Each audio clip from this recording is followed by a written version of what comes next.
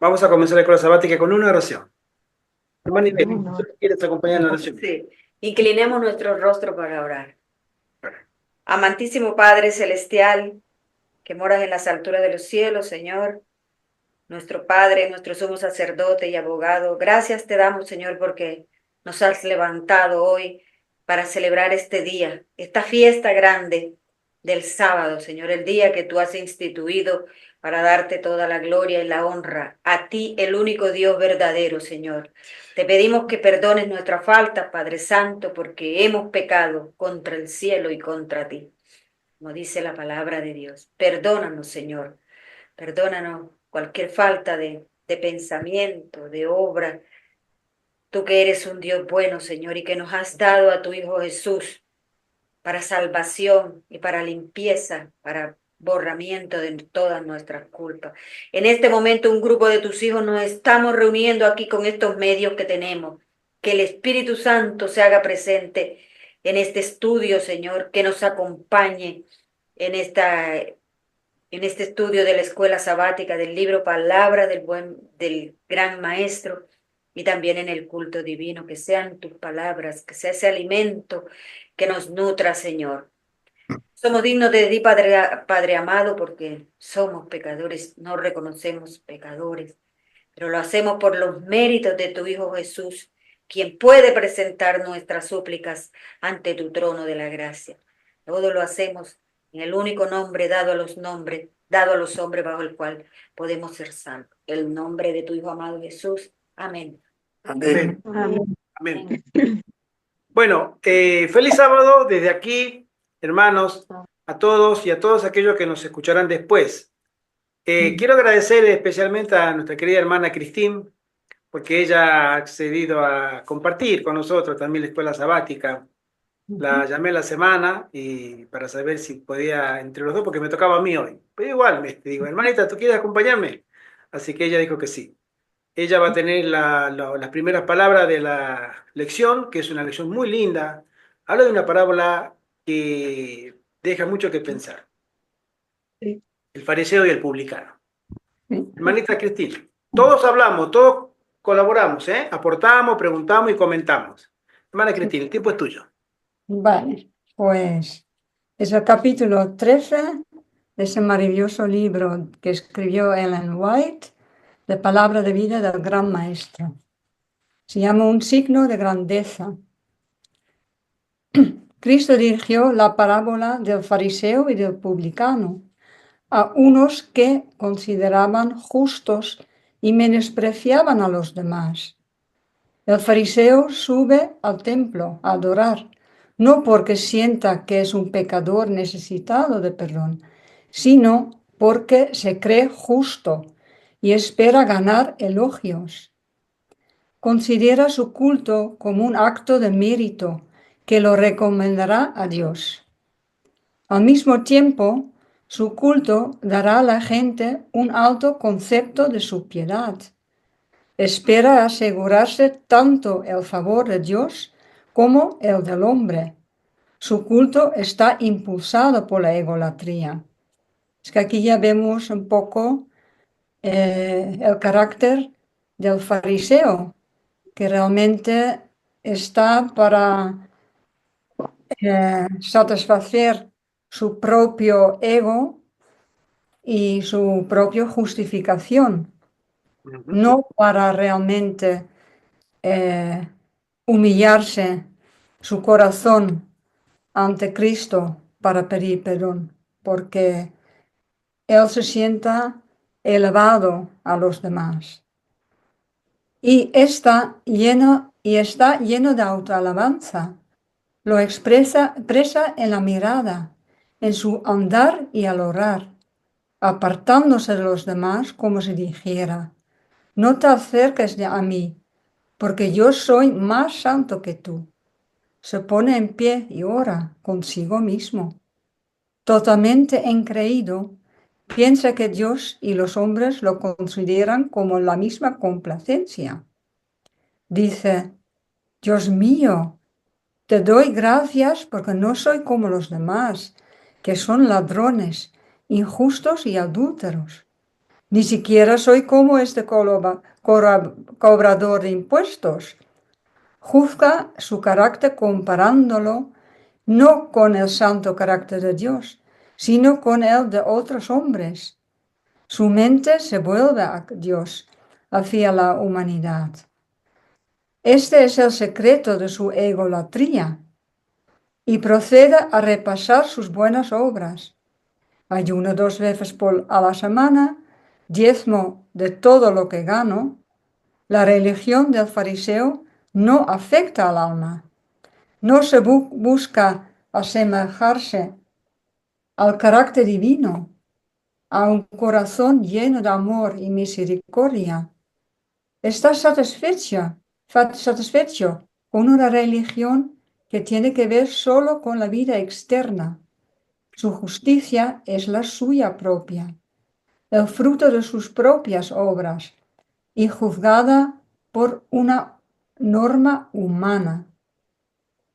Cualquiera que confíe en que es justo despreciará a los demás, así como el fariseo se juzga comparándose con los demás hombres. Juzga a todos comparándolos consigo. Su justicia es valorada por la de ellos, y cuanto peores sean, tanto más justo aparecerá él por contraste. Su justicia propia lo induce a acusar, condena a los otros hombres como transgresores de la ley de Dios. Así está manifestando el mismo espíritu de Satanás, el acusador de los hombres. Con este espíritu le es imposible entrar en comunión con Dios. Vuelva a su casa desprovisto de la bendición divina.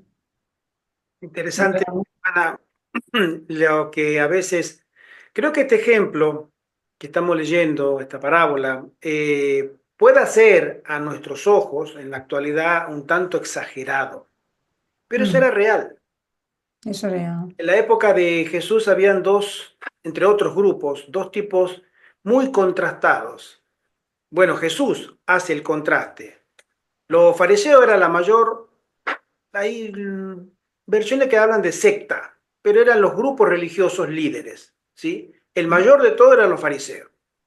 Después estaban los saduceos, estaban los escribas, estaban los asenios, otros grupos menores, pero el mayor de todo, los que dominaban el manejo del santuario eran los fariseos. Y esta gente tenía ese engreimiento del que hoy muchos adventistas tienen, ese orgullo denominacional. Ah, yo soy adventista. Ya por ser adventista o porque tener un cargo lo coloca por encima del común de la gente. Me ha tocado conocer personas que actuaban así, que por un cargo, hermano, un cargo que te da una responsabilidad, hermano, vas a ser diácono, vas a ser anciano, o vas a ser director de sociedades jóvenes o director de escuela sabática. Sí, como decimos nosotros, te la creen, ¿sí? Y actúan y cambia su forma de relacionarse. Y los publicanos era otro grupo. Resulta que el Imperio Romano en esa época evaluaba tal zona o provincia o área donde se tenía que cobrar impuestos. Entonces ellos decían, bueno, esta área tiene, no sé, 15.000 habitantes, bueno, nosotros calculamos que tenemos que recaudar tantos impuestos. Entonces elegían a unos judíos de la alta sociedad y le daban esa tarea. Tú vas a encargarte de recolectar impuestos para nosotros. Y le daban esa responsabilidad. Y resulta que cuando uno maneja dinero, dicen que el dinero llama al dinero, ¿no? Le gusta. Y esa gente se peleaba por tener esa responsabilidad porque siempre se quedaba con el vuelto, como decimos. Y sin embargo, este hombre eh, fue la excepción. No fue el único. Mateo también era publicano, uno de los discípulos de Jesús. Y también tenía un corazón noble. Pero este hombre hace todo el contraste porque el cargo que él tenía no lo había transformado. Los fariseos tenían el cargo de líder y estaban inflados, pecho inflado, decían nosotros somos mejores que todos ustedes. Y este hombre, teniendo con qué, no quiso. Este hombre se humilló. Él entendía que lo que él hacía no estaba bien. Hermana, continúa. Hermana Ivette. Sí, yo también quiero anotar algo aquí. Aquí, como dijo la hermana, están describiendo el carácter de este hombre, del fariseo. O sea, él cree que por sus méritos Ujú. está en la presencia del Señor o está escogido por ser descendiente de Abraham, por orar, por ayunar, por dar diezmos o dar ofrendas, o sea, la salvación por obras. Y hoy en día, como dijo el hermano Gerardo, seguimos viendo a esta gente, seguimos viendo, hay a nuestro alrededor personas así. Como dice él, la iglesia adventista se cree la depositaria de toda la verdad, o los miembros o los dirigentes de la iglesia se creen los depositarios de toda la verdad por encima de la Biblia. Y hoy lo estamos viendo, hoy Sí. lo estamos viendo, como los grupos o las élites de la misma iglesia, los que están por encima, los pastores y los directores de uniones, que están combatiendo a la gente que está levantándose para querer estudiar un libro, una verdad o lo que sea. Y nosotros en días pasados tuvimos un caso. Al hermano Gerardo lo llamó un hermano de México para averiguar por los puestos de avanzada, que un hermano de México, bueno, Mexicano, pero de Estados Unidos. mexicano, pero vive en Estados Unidos, pero que se las cree, que un tipo totalmente pedante, pedante, no sé qué cargo tendrá en la asociación o en la Unión de los Estados Unidos, pero, o sea, la demás gente la mira como por encima del hombro como cucaracha. Ustedes son el populacho.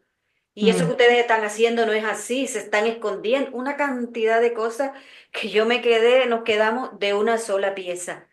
Pero es así y no creemos, no creemos que tenemos pecado, pero si todos somos pecadores. El rey David era un hombre que había sido ungido, lo fue a ungir el profeta Samuel y aún así él era un hombre con cualidades, con virtudes y con defectos.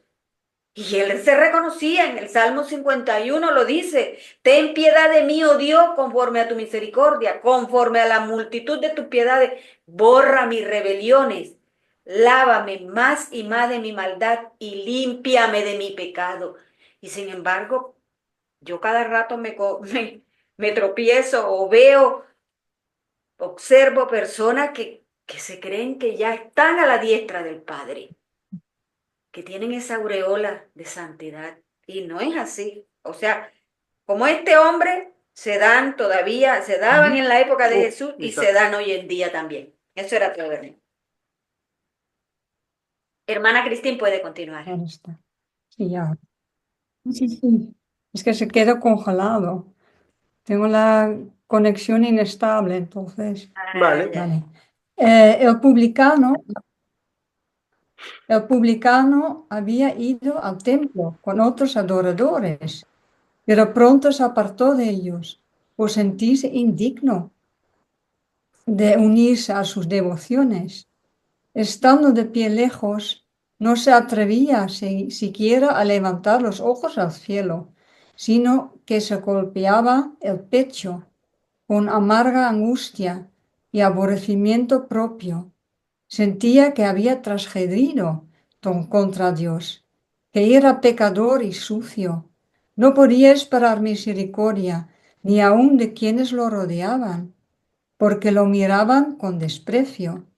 Sabía que no tenía ningún mérito que lo recomendara a Dios, y con una total desesperación,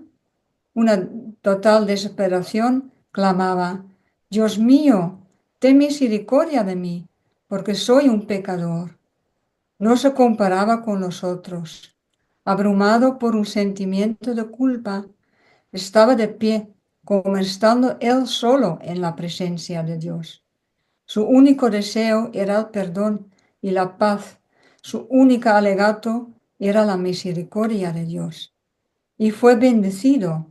Cristo dice, les digo que éste volvió a su casa justificado y el otro no. Tremendo. Entonces el hombre era más humilde y reconocía que como humano que necesitamos al Señor para, para limpiarnos. Nosotros no podemos hacer nada por nosotros mismos. No somos nadie sin Cristo. Amén. Así El es. fariseo y el publicano, el fariseo y el publicano representan las dos grandes clases en que se dividen quienes adoran a Dios. Sus dos primeros representantes son los dos primeros niños que nacieron en el mundo. Caín se creía justo y solo presentó a Dios una ofrenda de agradecimiento. No hizo ninguna confesión de pecado, ni reconoció ninguna necesidad de misericordia. Abel, en cambio, se presentó con la sangre que señalaba al Cordero de Dios. Lo hizo en calidad de pecador, confesando que estaba perdido. Su única esperanza era el amor inmerecido de Dios. Dios apreció la ofrenda de Abel, pero no tuvo en cuenta a Caín ni a su ofrenda. El sentimiento de necesidad, el reconocimiento de nuestra pobreza y pecado, es la primera condición para que Dios nos acepte. Bienaventurados los pobres en espíritu, porque de ellos es el reino de los cielos. Amén. Es que aquí ya empieza otro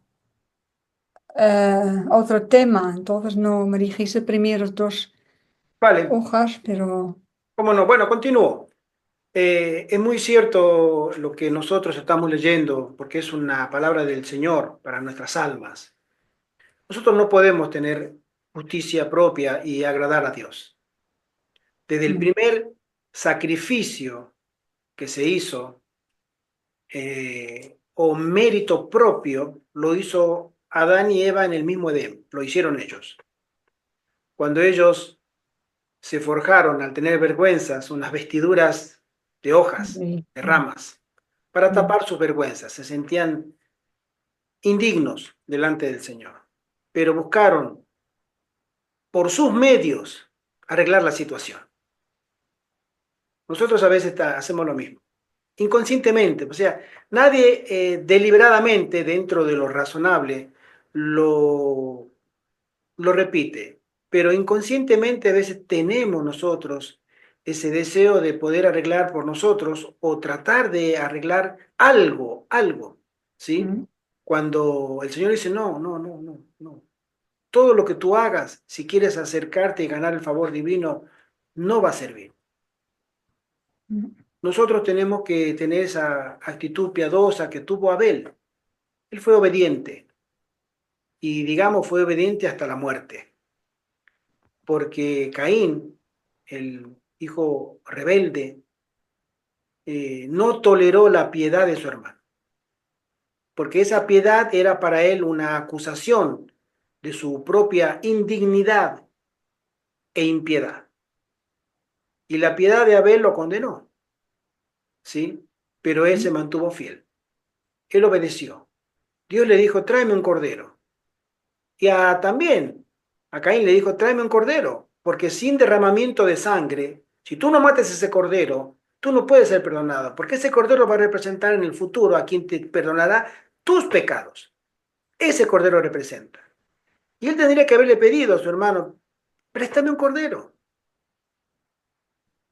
Ese era el plan de salvación. Y él dijo, no, no, no, no, no. Cordero nada. Yo tengo cosas muy ricas, muy sabrosas, muy bien cuidadas. Hice todo lo mejor. Dios tiene que aceptar esto. Y Dios no lo aceptó. No lo aceptó a él ni a su ofrenda. Y él se llenó de ira. Maribel. Yo tengo una pregunta con respecto a esta parábola del fariseo y el publicano. Tengo entendido que el fariseo conocía la palabra de Dios porque ellos estudiaban Como la ninguno, Torá, pero el publicano también conocía la palabra de Dios porque tengo entendido que el publicano es un recaudador de por impuestos. supuesto, pero era de la alta sociedad. O sea, eran personas influyentes, eran personas religiosas. Ah, los dos eran conocedores de Los la dos, palabra. los Ah, dos, ya. los dos. Ok. Pasa que uno eran maestros religiosos, ¿sí? Ujú. Pertenecían a la secta de los fariseos, que eran los líderes religiosos, ¿sí? Entonces ellos tenían la obligación de transmitir la palabra al pueblo, ¿sí? Pero a veces tanto estudio, ya lo dijimos en otras oportunidades, tanto estudio no aprovecha, porque el Señor no nos quiere extraordinarios teóricos, nos quiere humildemente prácticos. Hermano José Antonio. Hay un tercer aspecto que también es bueno comentarlo, y es lo que le ocurrió a Judas, que ante los pecados, en este caso el pecado que él cometió, traicionando a su maestro, y los seres humanos, ante las barbaridades que podemos realizar en esta vida, se desesperan y pueden acabar en el suicidio. Y eso es este tercer aspecto, que siempre tenemos que confiar en el perdón del Señor. Por grandes pecados que hayamos cometido, hay que acudir a Él como Abel, con humildad, reconociendo el pecado, porque la postura de Caín es un aspecto, una situación que acaba también mal, porque esa justicia propia no borra nuestros pecados. Tiene que ser la justicia de Jesucristo. Entonces, la conclusión es que siempre tenemos que confiar en el perdón del Señor. Y el camino es Abel, que es confiando siempre en el perdón y la misericordia de Dios por la sangre de Jesucristo. Quería hacer un comentario muy breve sobre lo que dice el hermano, porque cuando nosotros entendemos que el pecado de Judas, no creo que fue el pecado, porque el pecado en singular, esa traición, fue la gota que colmó el vaso, porque él venía ya de tiempo de años, fue un discípulo de Jesús y nunca él permitió que la bondad, el ejemplo de Jesús educara su ambición y su deseo de dinero, su avaricia. Entonces, él nunca, aunque estuvo al lado del maestro, nunca aprovechó, ¿no?, las lecciones espirituales. Estaba primero él. Y después el pecado de la traición fue lo que colmó, ya lo que nosotros conocemos como que la última línea roja que él atravesó y ya no había retorno. Sin embargo, el pecado en singular de Pedro, porque fue uno, Pedro era un hombre que tenía, y ahora lo vamos a leer, Pedro tenía eh, un carácter muy fuerte. Y hay cosas que él no toleraba, ¿sí? Y era muy expresivo. Y lo decía, ¿verdad? Pero cuando él tiene ese encuentro con Jesús después de haber cantado el gallo, y él lo mira a lo lejos y Jesús se da vuelta y lo vuelve a mirar a él, y él recibe esa mirada que lo quebró. Fue un pecado. Pero el deseo era de servir siempre. Y cuando Jesús le pregunta a Pedro, ¿me amas? Claro, Señor, tú lo sabes, yo te amo. Lo que no podía decir Judas. Judas nunca lo amó a Jesús. Él estaba ahí de paso para llenarse los bolsillos. Y esa fue lo que marcó la diferencia entre ellos. Continúo, que dice así: queremos dar una bienvenida a nuestra querida hermana Elizabeth. Bendiciones, hermana, feliz sábado. Feliz sábado, hermanita. Feliz sábado. En la historia del apóstol Pedro hay una lección para cada una de las clases representadas por el fariseo y el publicano. Pedro se conceptuaba fuerte al comienzo de su discipulado. Él era fuerte, él se decía, acá estoy yo. Era líder, eso era indiscutible, ¿sí? Como el fariseo en su propia estima no era como los otros hombres. Cuando Cristo, a la víspera de ser traicionado, amonestó de antemano a sus discípulos, todos seréis escandalizados. O sea, acá, muchachos, se va a armar la de que no sabemos, así que prepárense. ¿Sí? Pedro le dijo confiadamente, aunque todos estos se escandalicen, yo no. Ahí le saltó el ego, salió el Pedro, ¿sí? Y Pedro no conocía el peligro que corría y lo descarrió la confianza propia. Creyó capaz de resistir la tentación, pero pocas horas después le vino la prueba y con maldiciones y juramentos negó a su Señor. Ahí dijo, cuando estaba en peligro, habían capturado a su maestro y estaba el ambiente muy caldeado. Y si alguien reconocía a los discípulos, seguramente lo iban a mandar junto con el Salvador a lo mismo. Y él dijo, no, no, no, no, no, no, no, no, no, bajo juramento, yo ese Señor no lo conozco. No sé quién es. Fíjense, ¿no? Cuando el canto del gallo le hizo recordar las palabras de Cristo, sorprendido y emocionado por lo que acababa de hacer, se volvió y miró a su maestro. En ese momento Cristo miró a Pedro y éste se comprendió a sí mismo ante la triste mirada con la que se mezclaban la compasión y el amor hacia él. Salió y lloró amargamente, pues aquella mirada de Cristo quebrantó su corazón. Esa mirada lo transformó, porque no fue una mirada de condena, ni tampoco haberle dicho, Pedro, te lo dije, te creíste y mira lo que pasó. No, esa mirada fue, te perdono, te amo y te perdono. Pedro había llegado al punto de la conversión y amargamente se arrepintió de su pecado.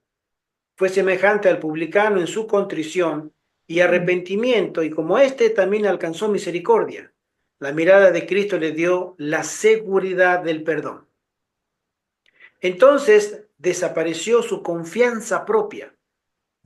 Nunca más se repitieron sus antiguas aseveraciones jactanciosas. Pedro necesitaba, creo, esa lección. Porque a veces si nosotros no pasamos una lección en nuestra vida dura, no aprendemos. Creemos que siempre tenemos la razón, creemos que siempre estamos bien, creemos que podemos con todo, hasta que nos damos contra la pared. Y cuando nos damos contra la pared, duele. Y el Señor a veces permite, porque ese incidente será lo único que nos hará cambiar de rumbo si lo deseamos así. Después de su resurrección, Cristo probó 3 veces a Pedro. Simón, hijo de Jonás, ¿me amas? ¿Me amas más que estos? Pedro no se ensalzó entonces por encima de sus hermanos.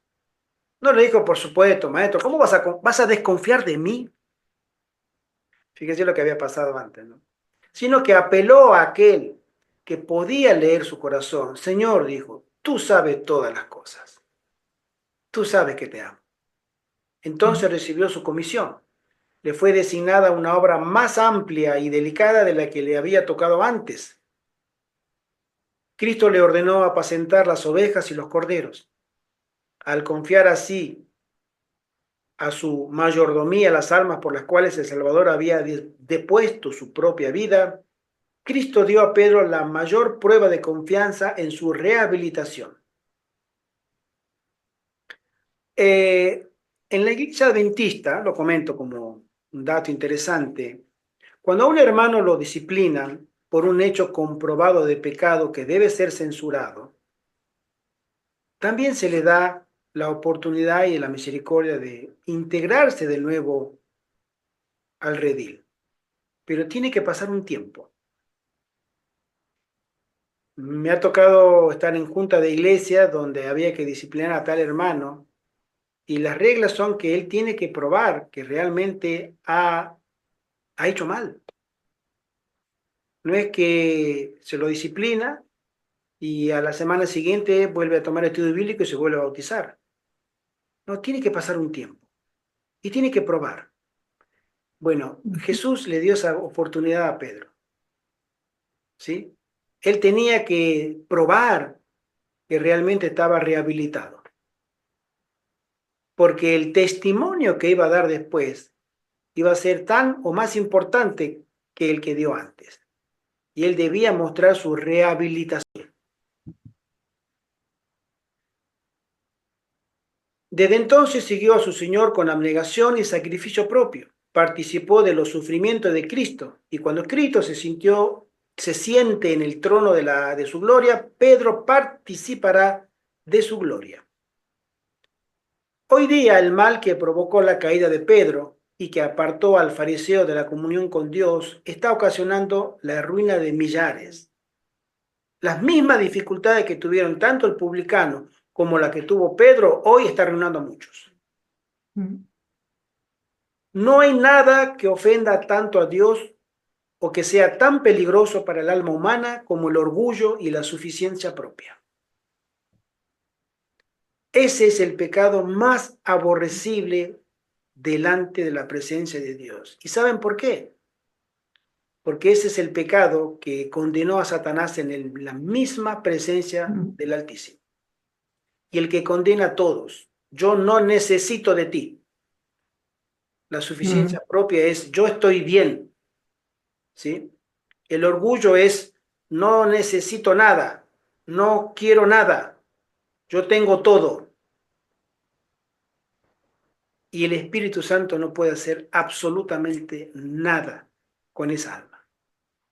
No pudo hacer nada en el cielo con todos los ángeles y millones de ángeles que se rebelaron cuando no querían regresar de sus malos caminos. El mismo Satanás no quiso.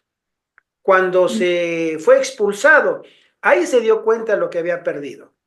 Pero él se arrepintió no por lo que hizo, sino por lo en donde estaba ahora. Había perdido la comunión del cielo. Y eso le dolió. No le dolió lo que hizo, le dolió las consecuencias. A veces nosotros actuamos también así. Ese es el espíritu del orgullo y la suficiencia propia. Nos arrepentimos cuando nos descubren, no antes, ¿sí? Y eso no debiera ser así. Nosotros necesitamos arrepentirnos por lo que está mal, pero para arrepentirnos necesitamos conocer primero qué está mal, qué es lo malo. Y si nosotros dejamos que el Espíritu nos enseñe, entonces podremos decidir y poder tener una oportunidad de evitar ese mal. Dice así, de todos los pecados es el más desesperado y el más incurable. La caída de Pedro no fue instantánea, sino gradual. La confianza propia lo indujo a creer que estaba salvado y dio paso tras paso en el camino descendente hasta que pudo negar a su maestro. Nunca podemos con seguridad poner la confianza en el yo, ni tampoco estando como nos hallamos fuera del cielo, hemos de sentir que nos encontramos seguros contra la tentación. Nunca debe enseñarse a los que aceptan al Salvador, aunque sean sinceros en su conversión, a decir o sentir que están salvados. Acá muchas veces escuché de pastores cuando preguntaban a los fieles en el sermón, hermano, si alguien le pregunta, ¿tú estás salvo? Y más de uno empieza a mirar al costado y no saben qué responder. Y la gran mayoría de los pastores dicen, hermano, tú tienes que decir, sí, tú estás salvo. Lo he escuchado. Y muchos dicen, bueno, pero salvo, no estamos. Pero tú tienes que aceptar la salvación por fe. Bueno, acá hay una explicación del espíritu de profecía. La sierva del Señor nos dice, esto es engañoso. No debemos decir o sentir que estamos salvados. Debe enseñarse a todos a acariciar la esperanza y la fe. Pero aun cuando nos entregamos a Cristo y sabemos que Él nos acepta, no estamos fuera del alcance de la tentación. La palabra de Dios declara, muchos serán limpios y emblanquecidos y purificados. Solo el que soporte la prueba recibirá la corona de vida. Hermano. Parece que el hermano Ruperto, yo no sé si levantó la manita o me pareció verle visto el dedito así. No, parece que no. Ah, Ah, vale. ya. Disculpe, pero Vale. Ya ha pasado mucho tiempo. No, hermano, tú tienes que ser visible sí, porque se te así, nota. exacto. Exacto.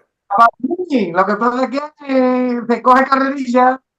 No, lo que quería decir que como dice la parábola, como dice, gracias a Dios porque no fui como ellos, me vino a la mente, me vino a la mente lo que aquí está escrito el mensaje de la Odisea.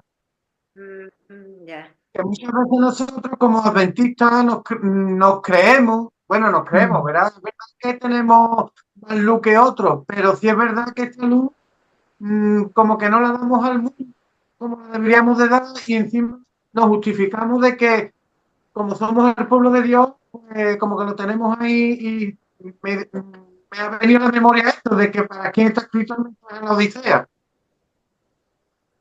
Bueno, sí, nosotros lamentablemente tenemos como iglesia ese orgullo denominacional. Lo tenían los fariseos, ellos eran el pueblo de Dios.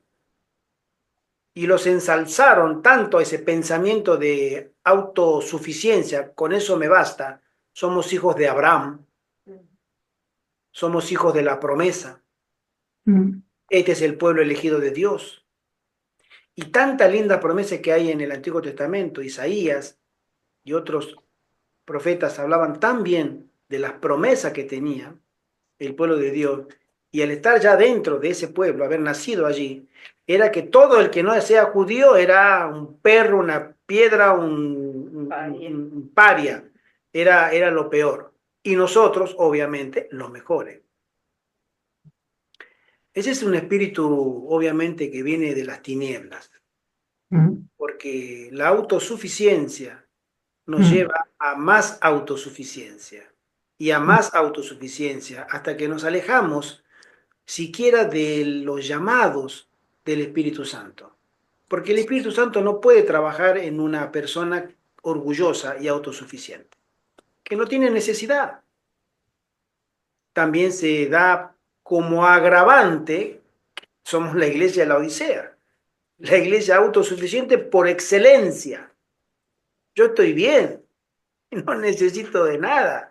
Hermano Gerardo, a mí sus sermones no lo necesito. No sé, será para otro, pero yo estoy bien.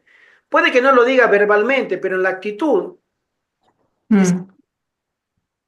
Fíjense ustedes, cuando nosotros, lo comento a modo de solo comentario, yo miro mucho los canales adventistas de YouTube. Hay personas que tienen ese deseo de predicar cosas muy alarmistas, ya por naturaleza, ¿no? Con eso ya no se puede hacer nada. Les gusta que tengan los likes, les gustan visitas, y no salen de ahí. Pero cuando llegue la prueba, porque llegará, yo le puedo garantizar, hermano, que muchísimos seguidores de ese canal, o de esos canales, que son muchos, que no hacen más que exacerbar el morbo del pueblo adventista, que viene la ley dominical, que ya viene el dinero digital, que ya viene esto, que ya viene... Y viene todo, ya viene la otra semana. Entonces, cuando venga, no estarán preparados, porque olvidaron estos tipos de estudios de comunión con Dios y de arrepentimiento, de negación del yo, del ego, de ponerme en un lugar donde pueda ser alcanzado por el Espíritu Santo. Y Satanás no desea tan como otras cosas el hecho de que nosotros confundamos la preparación con la información. Él sabe que informado tú no puedes hacerle frente. Cuando venga la prueba, tú sabrás todo. Pero si tú no tienes una conexión vital con el Espíritu Santo en oración, que te lleve a los pies de Cristo a través de un arrepentimiento profundo y una necesidad de estudiar el ministerio y la vida de Jesús, si tú no tienes eso en tu vida previo a la prueba, tú no puedes pasar la prueba. Tú te puedes saber el Apocalipsis del capítulo 1 al 22 de memoria, que no está mal saberlo, pero tú no estás preparado ante el Señor con una conexión vital de piedad. Tú puedes tener 15.000 visitas en una semana, pero eso no te hace mejor, porque tú no estás llevando a la gente a conocer al autor de la salvación y no conocer a los eventos del fin. Y esto puede ser un lenguaje quizás un poco contradictorio. Todo es un conjunto, pero la prioridad es que el Espíritu Santo pueda trabajar en tu corazón. Si el Espíritu Santo no trabaja en tu corazón por los motivos que tú conoces o que no quieres admitir, no podrás hacer nada en el momento de cuando tú seas severamente zarandeado. Todos nosotros, ¿eh? Cada uno. De ahí es que a veces digo, estos mensajes, como de otros canales que veo que predican este tipo de mensajes, tienen pocas visitas. No sé si ustedes se dieron cuenta. Tienen pocas visitas. ¿Por qué?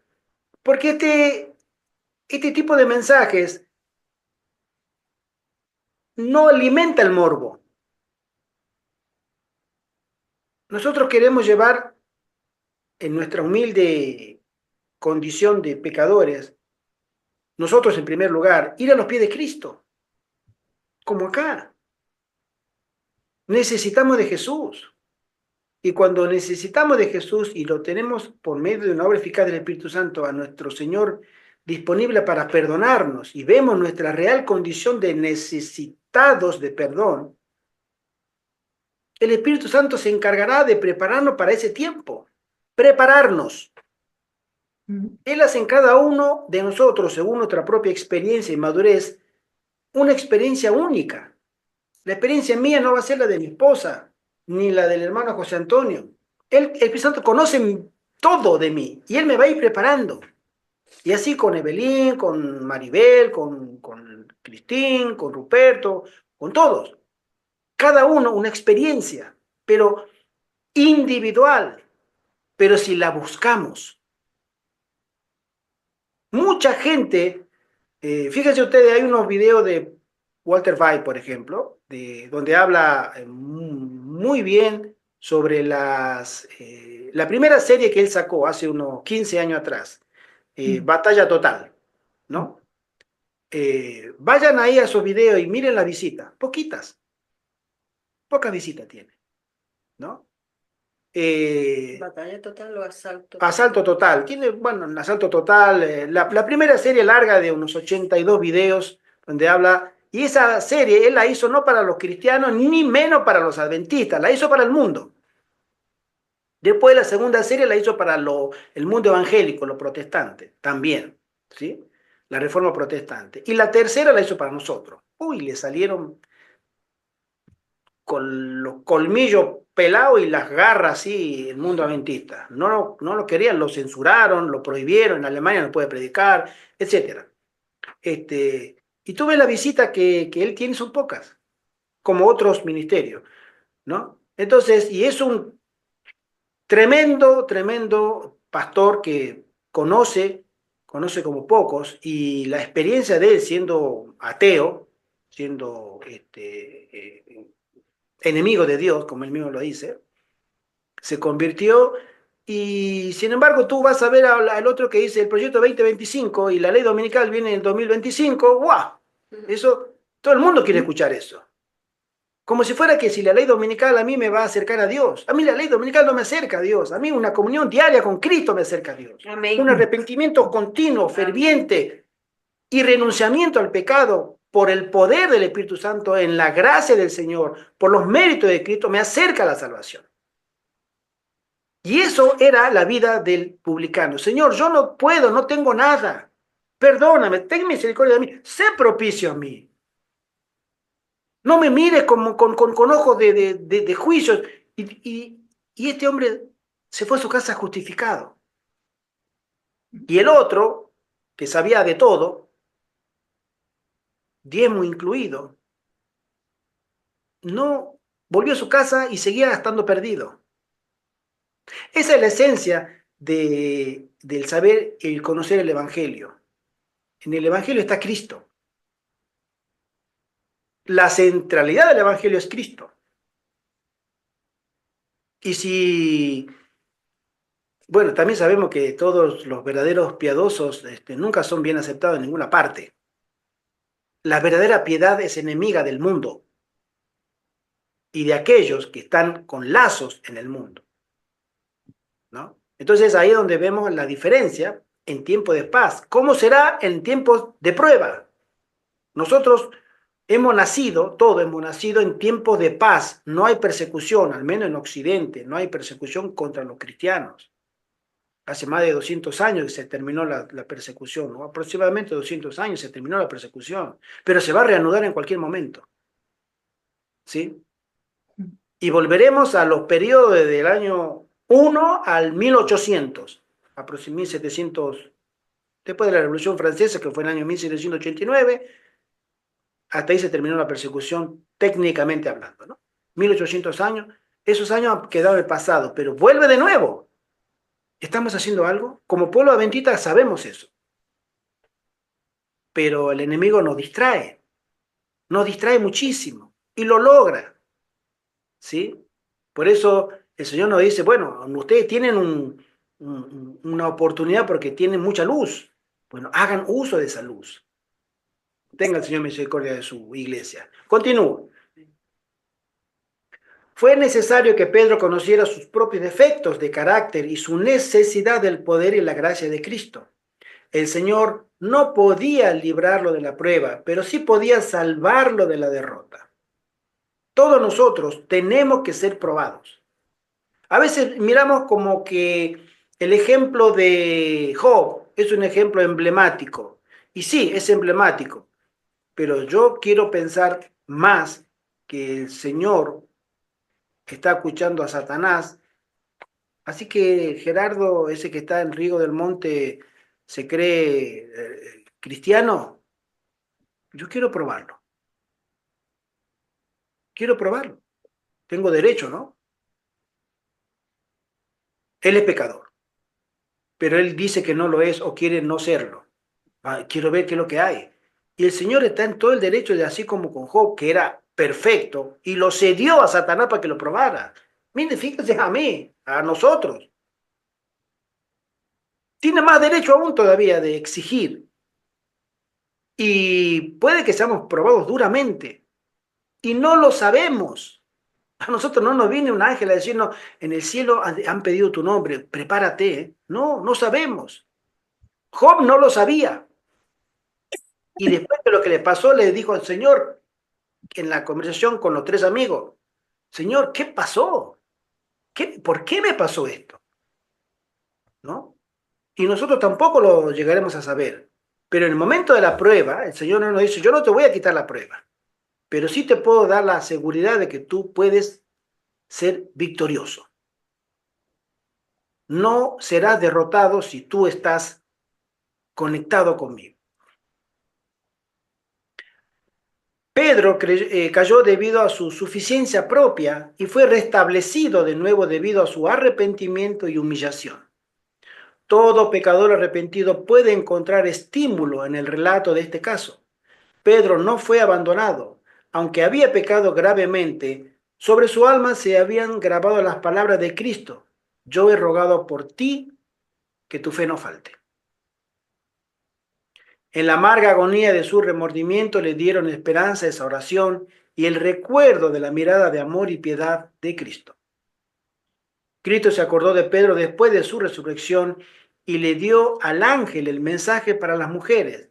Id, decid a sus discípulos y a Pedro que él va antes que vosotros a Galilea, allí le veréis. El arrepentimiento de Pedro fue aceptado por el Salvador que perdona los pecados. Nosotros necesitamos un arrepentimiento continuo en nuestra vida. Todos nosotros. Yo en primer lugar, me pongo primero. Amén. porque es el único camino en que, reconociendo nuestros límites delante del Señor, Él puede obrar un cambio. Ese es el camino que el Espíritu Santo nos muestra. Primero nos convence de pecado, de justicia y juicio, y nos lleva a un arrepentimiento genuino, verdadero. Y ese arrepentimiento verdadero está delante de los pies de Cristo. Y nos lleva por fe delante de Él, a ese Calvario, y nos dice, Él murió por ti. ¿Tú qué harás? Y la misma compasión que se prodigó para rescatar a Pedro se extiende a cada alma que ha caído bajo la tentación. La treta especial de Satanás es inducir al hombre a pecar y luego abandonarlo, impotente y temblando, temeroso de buscar el perdón. Pero, ¿por qué hemos de temer cuando Dios ha dicho, echen manos a sus enemigos de mi fortaleza y hagan paz conmigo? Sí, que hagan paz conmigo. Se ha hecho toda la provisión posible para nuestras debilidades. Se ofrece todo estímulo a los que van a Cristo. Amén. Todo estímulo, todo el cielo está disponible para que nosotros tengamos ese perdón. Hermano José Antonio. Si pudiéramos estudiar la característica del arrepentimiento, podríamos decir que es la pérdida del amor. Es decir, todo pecado es el resultado del egoísmo, del amor propio, de la confianza propia. Y toda conversión es acudir a ese amor infinito que Dios nos tiene y que lo ha demostrado en Cristo, Dios encarnado, Jesucristo, en la cruz. Entonces, cuando por la misericordia de Dios y la acción del Espíritu Santo, nosotros vemos lo horrible que es el pecado, qué feo es esa condición de pecador, porque entramos, podríamos decir, en el odio, en la maldad. Y el arrepentimiento, por la acción del Espíritu Santo, nos hace ver la belleza, el amor infinito y la misericordia infinita de Dios para con nosotros. Pidamos al Espíritu Santo que entremos en ese camino, que ese camino es el camino hermoso, es el camino de la paz, es el camino del amor que nos lleva a reconocer una vez más el amor infinito de Dios para con nosotros. Amén. Amén. Sigo leyendo. Cristo ofreció su cuerpo quebrantado para comprar de nuevo la herencia de Dios, a fin de dar al hombre otra oportunidad, por lo cual puede también salvar eternamente a los que por él se allegan a Dios, viviendo siempre para interceder por ellos. Cristo intercede por la raza perdida mediante su vida inmaculada, su obediencia y su muerte en la cruz del Calvario. Y ahora, no como un mero suplicante, intercede por nosotros el capitán de nuestra salvación, sino como un conquistador que reclama su victoria. Su ofrenda es completa y como intercesor nuestro, ejecuta la obra que él mismo se señaló, sosteniendo delante de Dios el incensario que contiene sus méritos inmaculados y las oraciones, las confesiones y las ofrendas de agradecimiento de todo su pueblo. Ellas, perfumadas con la fragancia de la justicia de Cristo, los méritos de Cristo, ascienden hasta Dios en olor suave. La ofrenda se hace completamente aceptable y el perdón cubre toda transgresión. Cristo se entregó a sí mismo para ser nuestro sustituto y nuestra seguridad, y no descuida a nadie. Él no podría ver a los seres humanos expuestos a la ruina eterna sin derramar su alma hasta la muerte en favor de ellos, y considerará con piedad y compasión a toda alma que comprenda que no puede salvarse a sí misma. Cristo considerará con compasión a aquel que entienda que solo no se puede salvar. No mirará a ningún suplicante tembloroso sin levantarlo. el que mediante su propia expiación proveyó para el hombre un caudal infinito de poder moral, no dejará de emplear ese poder en nuestro favor. Podemos llevar nuestros pecados y tristezas a sus pies, pues Él nos ama. Cada una de sus miradas y palabras estimulan nuestra confianza. Él conformará y modelará nuestro carácter de acuerdo con su propia voluntad. Y les puedo garantizar, mis queridos hermanos, que la voluntad del Señor es que nosotros alcancemos la perfección. El carácter de Él puede ser modelado en cada uno de nosotros y en nuestra condición, en nuestro nivel, podemos llegar a ser tan perfectos como Él es perfecto. Amén. Amén. Todas las fuerzas satánicas no tienen poder para vencer a un alma que con fe sencilla se apoya en Cristo. Ese era el publicano. Una sola alma, con una fe sencilla, se presentó y ni siquiera quiso llegar al altar. Se sentía indigno, pecador, pero él reclamaba: Señor, sé propicio a mí, ten misericordia de mí. Yo soy malo, muy malo, perdóname. Apenas pudo balbucear porque sentía que su corazón estaba compungido, llevado, ¿sí?, a un dolor por lo que él era.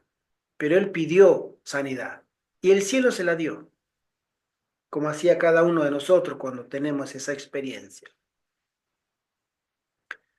La Biblia dice que si confesamos nuestros pecados, Él es fiel y justo para que nos perdone nuestros pecados, nuestras rebeliones y nos limpie de toda maldad. El Señor dice: conoce empero tu maldad, porque contra Jehová tu Dios has prevaricado. Esparciré sobre vosotros agua limpia y seréis limpiados de todas vuestras inmundicias y de todos vuestros ídolos les limpiaré. Pero debemos tener un conocimiento de nosotros mismos, y es ahí donde entra la obra del Espíritu Santo con el colirio. El colirio espiritual, del cual el Señor el testigo fiel y verdadero, le da a la iglesia o le invita a recibirlo, es un colirio siempre para uno mismo, para tu vida. Si tú vas a tener un colirio espiritual y vas a poder discernir lo que es bueno y malo a un modo muy agudo, se tiene que aplicar a tu vida. Si tú lo aplicas a tu prójimo, tú estás entrando en una zona peligrosa. Porque el Espíritu Santo nunca te va a dar luz y conocimiento para que tú vayas a hacer una obra malsana de crítica y de juicio contra el otro. Porque tú no eres mejor que aquel. A nosotros se nos llama amonestar, es cierto. El espíritu de Elías bajará a esta tierra a su debido tiempo con un deseo de amonestar vehementemente al pueblo. Y aquel que no gima y clame por las abominaciones que se cometen en la iglesia, no recibirá el sello. También está prometido. Pero el colirio es para que nosotros tengamos la sencillez y la humildad de decir: Señor, yo tengo muchas cosas que arreglar en mi vida. Muchas cosas que arreglar. Ayúdame, porque no puedo. Debemos tener un conocimiento de nosotros mismos, un conocimiento que nos lleve a la contrición antes de que podamos encontrar perdón y paz. El fariseo no sentía ninguna convicción de pecado. El Espíritu Santo no podía obrar en él. Su alma estaba revestida de una armadura de justicia propia que no podía ser atravesada por los abusados y bien dirigidos dardos de Dios arrojados por manos angélicas. Cristo puede salvar únicamente al que reconoce que es pecador. Cristo puede salvar únicamente al que reconoce que es pecador. Si tú no reconoces, hermano, hermana, que tú tienes problemas, que tú eres una persona que necesita, a causa de tus pecados, sanidad, tú no reconoces tus límites, Cristo no puede hacer absolutamente nada por ti. Él está dispuesto, pero no puede, porque tu corazón está cerrado. Tú tienes que abrir tu corazón en humildad y reconocer, y nosotros debemos reconocer que estamos en problemas ante Dios, que tenemos pecado. Entonces la obra del Espíritu Santo puede comenzar a hacer su trabajo. Amén. Él vino para sanar a los quebrantados de corazón, para pregonar a los cautivos libertad y a los ciegos vista, para poner en libertad a los quebrantados. Pero los que están sanos no necesitan médico. Debemos conocer nuestra verdadera condición, pues de lo contrario, no sentiremos nuestra necesidad de la ayuda de Cristo. Debemos comprender nuestro peligro, pues si no lo hacemos, no huiremos al refugio. Debemos sentir el dolor de nuestras heridas o no desearemos curación. Muy linda esa analogía. El Señor dice, porque tú dices, yo soy rico y estoy enriquecido y no tengo necesidad de ninguna cosa. Eso es la Odisea, somos todos nosotros. Todos nosotros, todos nosotros estamos en un estado de la Odisea y no solamente nosotros, todo el mundo religioso cristiano está en un estado de la Odisea. Tú vas a hablar a un católico, a un evangélico, a un mormón, un testigo de Jehová, también. Sí, ese capítulo 3, ¿verdad? Del libro de Apocalipsis se repite a cada rato, Exacto. En el libro y en otros escritos de la hermana White Exacto. también deberíamos estudiarlo mucho o aprenderlo, tenerlo bien grabado, Así. la condición en la que estamos. Si no reconocemos, mira, tú sabes algo tan elemental, que si tú sientes un dolor en tu cuerpo, puede ser un dolor normal, te golpeaste, o puede ser algo interno y mucho más grave. Pero si tú no vas a un médico, tú nunca podrás saberlo. Estoy recordando un caso de una amiga que tuve en Barcelona, una chica, era rusa, me acuerdo, una buena amiga, ya murió. Nunca fumaba, nunca tomaba, una vida sana. Y de pronto, una vez me comenta, Gerardo, yo a veces sentía una molestia en la parte de la espalda, pero como no me puedo llegar, y a veces me la tocaba como podía y sentía una zona como tibia, como calentita por dentro. ¿Qué será? Pero no me daba dolor. Y dejó estar, no le daba dolor. Cuando le empezó a doler un poco más, al tiempo, va al médico y cuando se hace los análisis, se va, dice, bueno, le llegará por correo los resultados de la analítica. Al día siguiente o los 2 días la llaman por teléfono urgente. Véngase para la clínica ya. ¿Dónde está ahora? ¿A dónde está? Estoy en el trabajo. Venga, pídale permiso a su jefe, tiene que venir ya. Se asustó. Y le había salido un cáncer de pulmón con metástasis, ya extendido. ¿Cómo? Si yo no fumo, no tomo, no estoy con gente fumadora. No, está la... Bueno, y ya estaba extendido. A los años falleció. Tuvo una agonía, fui a visitar un par de veces a Barcelona y la verdad que sentí muchísimo. Es un ejemplo. Nosotros conocemos de personas, de damas que han fallecido de cáncer, ¿sí? A veces se anuncia, a veces no. Bueno, el pecado tiene espiritualmente el mismo efecto. A veces se anuncia, a veces no lo notamos tanto, pasa desapercibido, pero hace su obra de destrucción igual en nuestra vida espiritual. Y debemos entender que la única cura es Cristo, pero debemos acudir a Él. Él es nuestro médico. Si no vamos a Él, es porque decimos, no, yo estoy bien. Y por dentro está trabajando. Ese es el gran pecado de la Odisea. El sentirse, autopercibirse que está bien. Sigo leyendo. Ningún hombre por sí mismo puede comprender sus errores. Nosotros no tenemos una capacidad innata de percibir nuestra real situación. Al contrario, nos percibimos que todo está bien. Siempre todo está bien, humanamente hablando. Hasta que no venga una fuerza exterior, espiritual, divina, para que nos convenza de nuestra situación espiritual, no podemos salir de esa situación. Engañoso es el corazón más que todas las cosas y perverso. ¿Quién lo conocerá? ¿Sí? El siguiente texto dice, la oración del publicano fue oída porque mostraba una dependencia que se esforzaba por asirse, por tomarse del omnipotente. El yo no era sino vergüenza para el publicano. Así también debe ser para todos los que buscan a Dios por la fe, que renuncia a toda confianza propia, el necesitado suplicante ha de aferrarse del poder infinito. Necesitamos practicar la fe.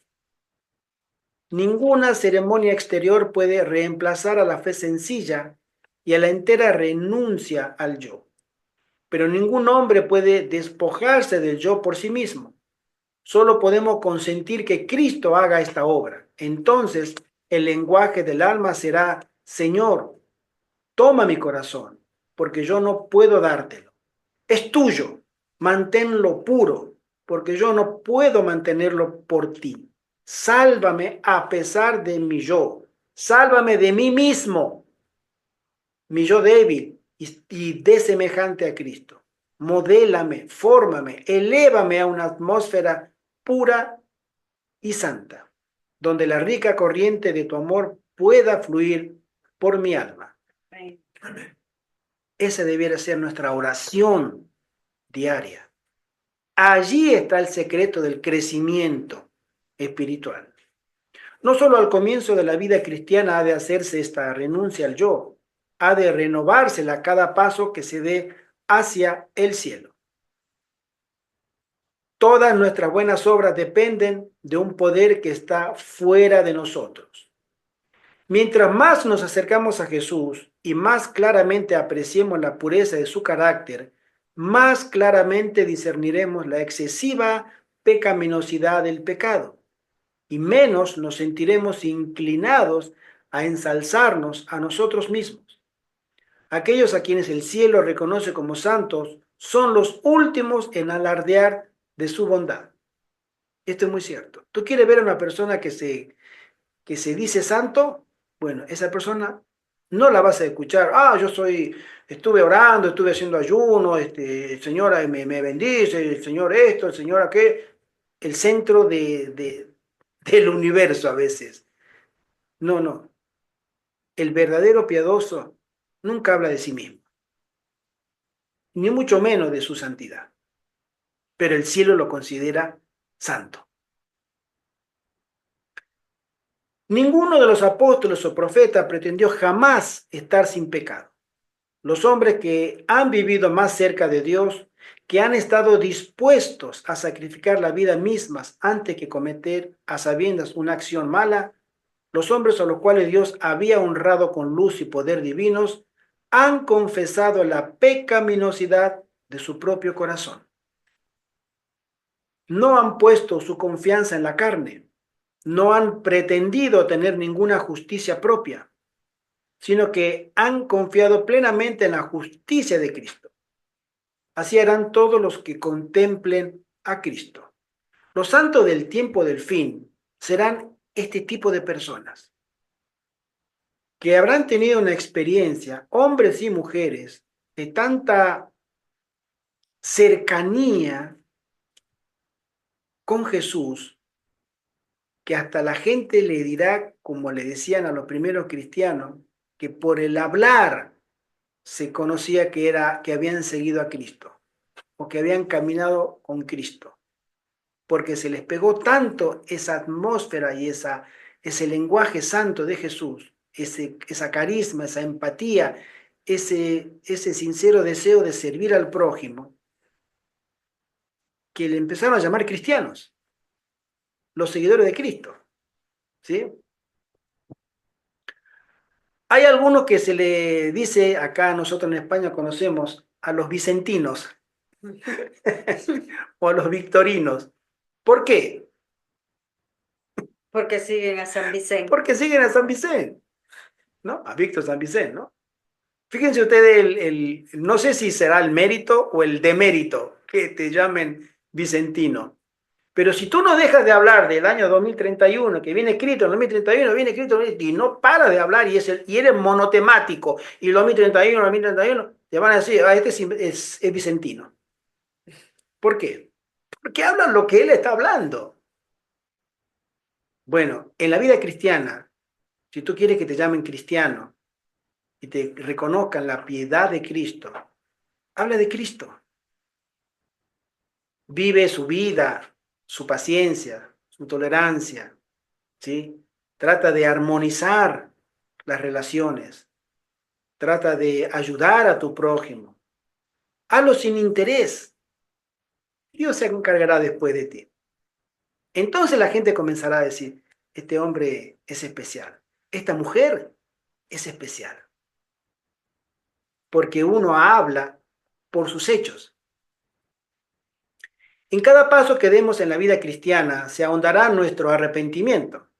A aquellos a quienes el Señor ha perdonado y a quienes reconoce como su pueblo, Él les dice, os acordaréis de vuestros malos caminos y de vuestras obras que no fueron buenas, y os avergonzaréis de vosotros mismos por vuestras iniquidades.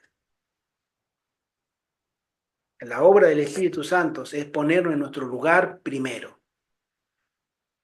Tú no puedes tener un manto de justicia si primero no admites que tus trapos, no tu ropa, tus trapos son inmundos. Tú tienes que reconocer que tú necesitas algo superior. No, pero yo estoy bien. No, yo no necesito nada. No, no. Ese no es el camino. Es el camino de la autosuficiencia, pero no es el camino que te va a llevar a la paz con Dios. El siguiente párrafo dice, en armonía con esto se da la orden, ocupaos en vuestra salvación con temor y temblor, porque Dios es el que en vosotros obra así el querer como el hacer, por su buena voluntad. Dios no os manda temer que Él dejará de cumplir su promesa, que se cansará su paciencia o que llegará a faltar su compasión. Temed que vuestra voluntad no sea mantenida sujeta a la de Cristo, que vuestros rasgos de carácter hereditarios y cultivados rijan vuestra vida. Eso debemos temer. A veces una persona dice, pero ¿cómo salió con el carácter de la madre? Uy, tiene el carácter del padre, igual. A veces para bien, ¿no? Y a veces para mal. Pero nosotros tenemos que temer si nuestros rasgos hereditarios no están de acuerdo con la voluntad del Señor. Hereditariamente, pues todo heredamos. Heredamos la familia, heredamos los hábitos, heredamos la costumbre, etcétera, etcétera. Todo lo heredamos. Y también en nuestra vida lo vamos cultivando. Debemos evitar todo lo que estimule el orgullo y la suficiencia propia. Por lo tanto, debemos estar apercibidos para no dar ni recibir lisonjas o alabanzas. La adulación es obra de Satanás. Él se ocupa tanto en adular como en acusar y condenar, y así procura la ruina del alma. Los que alaban a los hombres son usados como agentes por Satanás. Alejen de sí las palabras de alabanza, los obreros de Cristo. Sea ocultado el yo. Solo Cristo debe ser exaltado. Diríjase todo ojo y ascienda alabanza de todo corazón al que nos amó y nos ha lavado de nuestros pecados con su sangre. El siguiente párrafo nos dice, porque así dijo el alto y sublime, el que habita la eternidad y cuyo nombre es el Santo. Yo habito en la altura y en la santidad, y con el quebrantado y humilde de espíritu. Fíjense los extremos. Dios el Eterno, el Altísimo, habita allá arriba, muy alto, en medio de la absoluta santidad. Más absoluta santidad en su presencia no puede existir. Él está ahí. Él es el santo de los santos, pero también habita en el corazón del quebrantado y humilde de espíritu. Allí en su corazón hay una luz de Dios, ¿sí? Que hace para vivir el espíritu de los humildes y para vivificar el corazón de los quebrantados. Si hay alguien que quiera tener a Dios cerca, realmente cerca, practique la humildad y pida fuerzas para ser una mujer o un hombre con espíritu quebrantado, que se cae y se quiebra. No es que el duro ese que se está con el ego ahí, que no me digan nada porque yo sé lo que hago, no me digan nada, que yo entiendo lo que tú vas a decir, pero está bien, no, el pero, no. Quiébrate, quebrántate y Dios te restaurará de nuevo. Fue cuando estuvo oculto en la hendidura de la roca cuando Moisés contempló la gloria de Dios.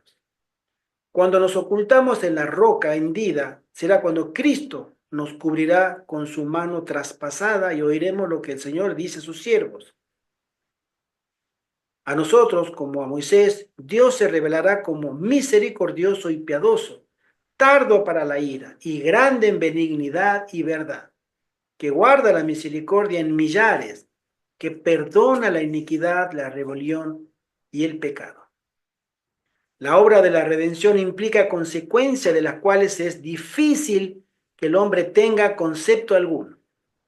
Cosas que ojo no vio, ni oreja oyó, ni han subido en corazón de hombre, son las que ha preparado Dios para aquellos que le aman.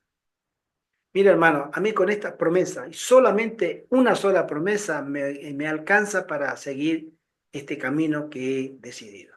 Esa promesa. Lo que no ha subido en pensamiento humano, ni en corazón humano, son las que Dios ha preparado, y yo sé que Él va a cumplir eso. Me debiera bastar y me basta para seguir confiando en el Señor. A pesar de que tenga que pasar lo que tenga que pasar en este valle de sombra de muerte que es este mundo. Pero el Señor ha prometido a todos aquellos que guardan su palabra, guardan el nombre de Jehová, de mantenerse apartado del mal, que el Señor le tiene preparado una mansión, una casa, libre de toda interferencia pecaminosa. Él lo prometió y Él lo cumple. El siguiente párrafo dice, sigo leyendo. Cuando el pecador, atraído por el poder de Cristo, se acerca a la cruz levantada y se postra delante de ella, se realiza una nueva creación, se le da un nuevo corazón, llega a ser una nueva criatura en Cristo Jesús. La santidad encuentra que no hay nada más que requerir. Dios mismo es el que justifica al que es de la fe de Jesús. ¿Tú quieres ser justo delante de Dios? Bueno, tú tienes que ser del grupo que tiene fe en Jesús. Acá lo dice. El que justifica al que es de la fe de Jesús. Tú tienes fe en Jesús, tú serás justificado. Y a lo que justificó, a estos también recompensó o glorificó. Si bien es cierto que son grandes la vergüenza y la degradación producidas por el pecado, aún mayores serán el honor y la exaltación mediante el amor redentor. A los seres humanos que se esfuerzan por estar en conformidad con la imagen divina, se les imparte algo del tesoro celestial, una excelencia de poder que los colocará aún por encima de los ángeles que nunca han caído. Fíjate tú, hermano, nosotros contra pecadores, enemigos de Dios, malo por naturaleza, ese premio que el cielo promete a sus hijos, que es ponerlo por encima de los ángeles. Cuando fuimos creados un poco menor que los ángeles. ¿Por qué tanta bondad? ¿Por qué tanta benignidad y tanta misericordia? ¿Por qué? Porque nosotros seremos testigos vivientes de lo que es el carácter de Dios. un ángel que no haya caído, aunque haya sido tentado en el cielo en su momento, pero que no cayó, y un ser humano caído, enemigo de Dios por naturaleza, que sea restaurado a la comunión con Dios y puesto por encima de los ángeles, muestra realmente la bondad de Dios. Siendo un hombre enemigo y pecador, transgresor de la ley, y que Dios lo guarde en su seno y que lo tenga a su lado, debe ser algo, yo no tengo tanta imaginación, pero en el cielo se verán cosas tan sorprendentes como estas.